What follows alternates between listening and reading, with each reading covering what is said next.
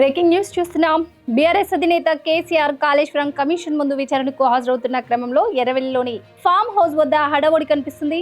Erravelli KCR farm house కి MLC కవిత వెళ్లడం తెలంగాణ రాజకీయాల్లో ఆసక్తికర చర్చకు కారణమైంది. లేఖ వివాదం తర్వాత తొలిసారి ఫామ్ హౌస్ కి కవిత వెళ్లడం గమనార్హం. కేసీఆర్ మనవడు హిమాంష్ కూడా ఎర్రవెల్లి ఫామ్ హౌస్ లోనే ఉన్నాడు. మంగళవారం సాయంత్రం హరీష్ రావు కూడా కేసీఆర్ తో ఫామ్ హౌస్ లో భేటీ అయ్యారు. మంగళవారం సాయంత్రం నుంచి హరీష్ రావు కేసీఆర్ ఫామ్ హౌస్ లోనే ఉన్నారు.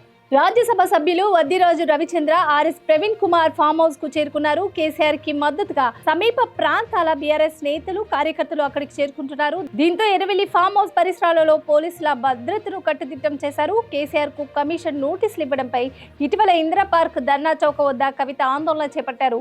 అంతకుముందు కేసీఆర్ చుట్టూ దయ్యాలు ఉన్నాయని సంచలన కామెంట్స్ చేశారు. ఈ పరిణామాల తర్వాత తొలిసారిగా కేసీఆర్ ను కవిత కలిసేందుకు ఫామ్ హౌస్ కు వెళ్లడంపై రాష్ట్ర రాజకీయాల్లో తీవ్ర చర్చ జరుగుతుంది. తండ్రికి కూతురుకు మధ్య దూరం పెరిగిందనే ప్రచారం నడుస్తుండగా ఇప్పుడు కేసీఆర్ ను కలిసేందుకు కవిత వెళ్లడం హాట్ టాపిక్ గా మారింది.